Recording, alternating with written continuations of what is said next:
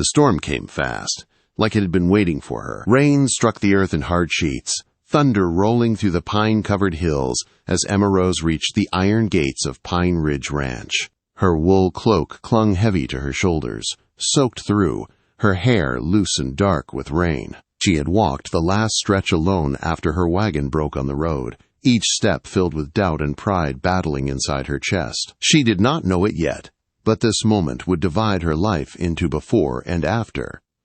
On the other side of the gates sat a man on a black horse, tall and unmoving, as solid as the mountains behind him. Ezra Bear Hawthorne, the mountain man of Pine Ridge, watched her in silence. He was known across the territory as a man who feared nothing and loved no one. 4 years earlier, he had buried his wife and his unborn child, and with them, his heart. Since then, he lived for work alone, keeping his distance from people and their expectations. Emma lifted her chin, refusing to look small. "The gates are locked," she said, her voice steady despite the cold. "I am Emma Rose. I came for the governess position at Widow Brooks's home. My wagon broke down in the storm." Ezra studied her face, not with the usual judgment she had learned to expect, but with something quieter, recognition perhaps. Without a word, he dismounted and unlocked the gates. "Come in," he said. "You should not stand in this weather." As they walked toward the main house, rain falling between them, Emma felt the weight of the past 2 weeks pressing on her chest. The scandal at the Cedar Falls barn dance still burned fresh in her memory. She had gone with hope that night, wearing her late mother's old blue dress, mended with care. At 22, with no dowry and a father ruined by failed mining ventures, she knew chances were few. Still, she had stood tall. William Ashford had danced with her out of duty, pushed forward by his mother. When the music ended, he spoke loud enough for others to hear, marking her as beneath him, reminding everyone that she did not belong. Laughter had followed. Whispers, too. Emma had left with her dignity intact, but her name broken. By morning, the story had spread and twisted. She became the girl who dared to dream above her place.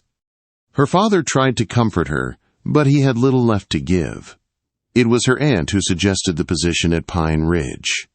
Respectable work. A way out.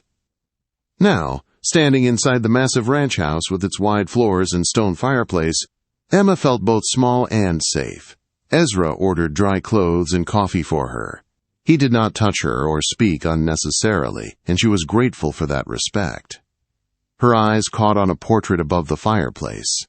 A woman with kind eyes and a gentle smile looked back at her. "My wife," Ezra said quietly. "Grace. She died 4 years ago." "I'm sorry for your loss," Emma replied, and she meant it. The grief in his voice was not worn thin by time. Later, dressed in dry clothes, she sat across from him with a warm cup in her hands. The storm raged outside, trapping them in a silence that felt heavy but honest. When she spoke of her ruined prospects and her wish for independence, Ezra nodded, as if he understood more than she had said. "Society is quick to decide who is worthy," he said. "It is rarely fair." There was no cruelty in his words, only tired truth. Before the rain eased, he showed her the music room. A piano stood untouched, polished but lonely. Emma hesitated, then played a simple song her mother once loved. The notes filled the house, soft and aching. Ezra turned away, eyes closed, tears tracing down his face. Music, it seemed, had opened a door he had kept locked. When she finished, neither spoke for a long moment. "I promised myself I would never love again," Ezra said finally. "It seemed right, loyal." "And did it bring you peace?" Emma asked gently. "No," he admitted, "only loneliness." That night, Emma lay awake in the guest room, listening to the storm fade. She told herself this was only a passing moment, born of rain and shared pain. By morning, she would go to Widow Brooks's house and begin a quiet, sensible life. Ezra Hawthorne would remain a distant memory, but as sleep finally came, her dreams were filled with dark eyes, thunder, and the sound of a piano waking a silent house. She did not yet know that promises, once tested, can break, or that hearts, even buried ones, can still learn how to beat again. Morning came softly over Pine Ridge Ranch, sunlight breaking through the clouds left behind by the storm. Emma woke with a strange heaviness in her chest, as if the night had carved something permanent inside her. She dressed quietly and joined Ezra for breakfast, both of them careful, polite, guarded. Nothing improper was said, yet everything felt different. After breakfast, Ezra escorted her to Widow Brooks's house himself. The path wound through open pastures, where cattle grazed and pine trees stood tall and still. Neither spoke much. Words felt dangerous now, like they could reveal too much. Widow Brooks welcomed Emma warmly. The children, Daniel and Lucy, clung to her skirts within minutes. Emma felt purpose settle over her like a steady hand. Teaching filled her days and gave her something solid to hold on to. Lessons, chores, reading aloud by the fire. Life found a rhythm again. Ezra stayed away. He did not visit the Brooks house without reason. When their paths crossed at Sunday service, he offered only a polite nod. Emma told herself this was for the best. She was a governess. He was the most powerful ranch owner in the region. Feelings were foolish. But foolish things have roots. Weeks passed. Emma became a quiet fixture of Pine Ridge life. The children flourished under her care. Widow Brooks trusted her fully. Yet whispers began to move like wind through tall grass. People noticed when Ezra lingered a moment longer near her after chapel. They noticed when he asked her opinion on books or land matters, always in public, always proper. One afternoon, Widow Brooks spoke plainly. "You should be careful," she said gently. "Not because I doubt your character, but because people enjoy tearing down what they do not understand." Emma nodded. She understood that too well. Then came the letter. Emma's father was ill, not dying, but weak. Cedar Falls called her back, dragging up old memories and unfinished pain. Ezra offered his carriage without hesitation. She resisted at first, but time mattered more than pride. The journey back was quiet. Ezra did not speak of feelings, only of the road and her father's health. But when he helped her down at her old cabin, their hands brushed, and something unspoken passed between them. Her father looked smaller than she remembered, frail, older. Emma cared for him with steady devotion. One evening he spoke what she had not dared to say aloud. "There is someone," he said softly. "I see it in your eyes." Emma tried to deny it, but her heart betrayed her. She told him about Ezra, about the grief, about the distance between them. Her father squeezed her hand. "Do not let fear decide your life, Emma. I did that, and I lost everything. Love that asks you to be brave is not a sin." Those words stayed with her. When Emma returned to Pine Ridge, something had shifted inside her. She no longer avoided Ezra's presence. She did not seek him out either, but when he approached, she stayed. One evening, as the sun sank low and painted the hills gold, Ezra met her on the porch of Widow Brooks's house. He asked about her father. She answered honestly. Silence followed, thick and fragile. "I missed you," he said simply. "So did I," she replied, surprising herself. He did not touch her. He did not cross any line. But the truth had finally been spoken. From that night on, they allowed themselves careful honesty, conversations under open skies, shared books, quiet walks where distance remained but understanding grew. Ezra spoke of grace, not with despair now, but with gratitude. Emma listened without jealousy, honoring a love that had shaped him. Still, the world did not make it easy.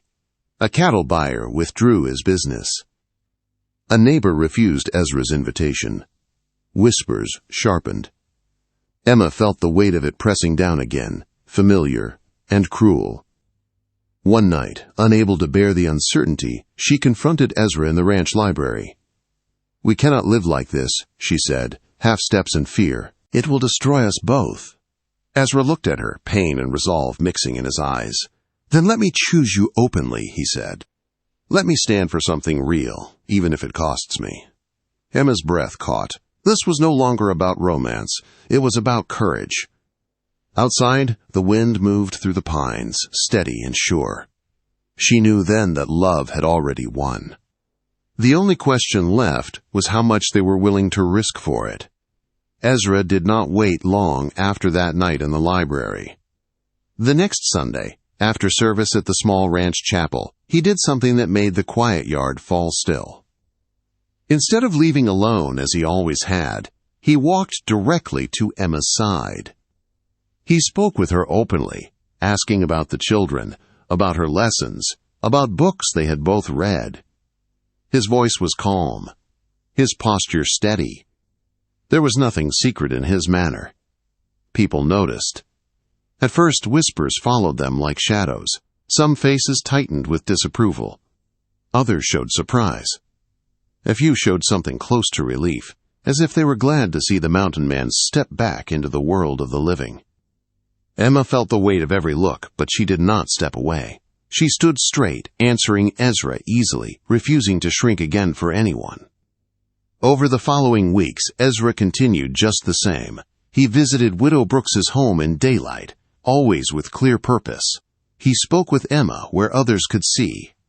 He treated her with respect so obvious it left no room for scandal. Slowly, the sharpest whispers dulled. What remained was curiosity. One afternoon, Widow Brooks finally addressed it. "If there is something between you and Mr. Hawthorne," she said carefully, "I would rather hear it from you than from the air." Emma did not lie. "There are feelings," she said, "and there is caution. We are trying to do this rightly." Widow Brooks studied her for a long moment, then nodded. "He is a good man," she said, "a wounded one, but good. If anyone could meet him where he is, it would be you." That quiet approval felt heavier than any public praise. Ezra knew there would be consequences. 2 business partners pulled away. A neighboring ranch owner stopped speaking to him altogether. Letters arrived, filled with concern and warning. Ezra read them, folded them, and set them aside. For the first time since Grace's death, he felt certain of his path. When he finally asked Emma to meet him in the library one winter evening, she already sensed what was coming. Snow fell softly outside, blanketing the land in silence. Ezra stood before her, not grand, not dramatic, just honest. "I loved my wife with everything I had," he said, "and loving you does not erase that. It honors it. Grace taught me how to love deeply. You taught me how to live again." He knelt then, not as a man of power, but as a man asking for trust. He held out a simple ring that had belonged to his mother. "Emma Rose," he said, his voice steady though his hands trembled. "Will you marry me and walk beside me through whatever comes?" Emma felt tears slip free before she could stop them.